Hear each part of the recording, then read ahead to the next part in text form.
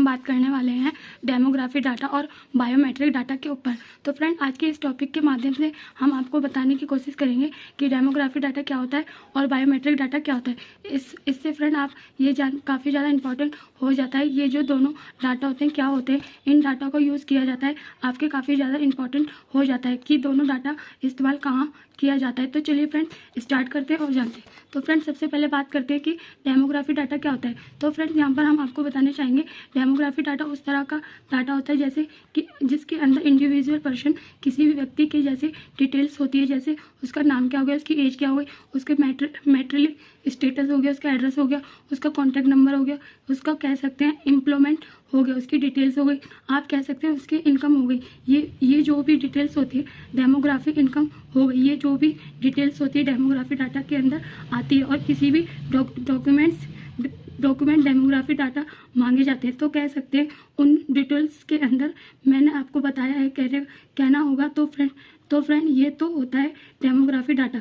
अब बात करते हैं हमारा जो दूसरी तरफ बायोमेट्रिक डाटा क्या होता है। तो फ्रेंड, बायोमेट्रिक डाटा आप ऐसे समझ सकते हैं कि आपके आइडेंटिफिकेशन के लिए आपके बायोमेट्रिक डाटा एक आइडेंटिफिकेशन के इस्तेमाल किया जाता है। उससे सबसे ऊपर हमारा आता है फिंगरप्रिंट, इसके बाद हमारा आता है फेशियल, तीसरा आता है हमारा आँखों का आइडेंटिफिकेशन होता है, वह उसके अंदर आ जाता है। हमारे वॉइस एथोकोनिशन आता है। हमारा कह सकते हैं अगर आपके फेस पर कोई ऐसा चिन्ह है, कोई तिल है, कुछ भी है जो वह आइडेंटिटी के तौर पर काम करता है, वह उस चीज़ के अंदर आ जाता है।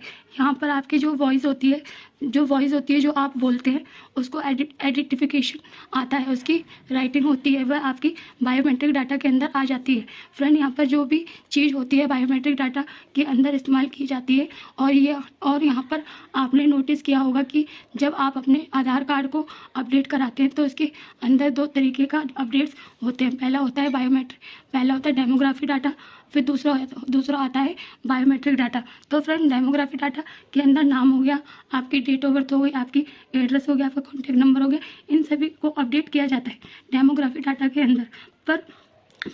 पर वहीं पर बात करें बायोमेट्रिक डाटा, तो फ्रेंड आपकी फ़ोटो हो गई, आपकी फिंगरप्रिंट हो गई, आपका फेशियल एक्सपीरियंस हो गया, फेशियल एक्सपीरियंस का वेरीफाई किया जाता है। तो फ्रेंड, इसी तरीके की जो दो बाकी डॉक्यूमेंट्स के अंदर दोनों डाटा का इस्तेमाल किया जाता है। तो फ्रेंड्स, मेरी वीडियो अच्छी लगी हो तो प्लीज़ मेरे चैनल को सब्सक्राइब करें और मेरी वीडियो को लाइक करें।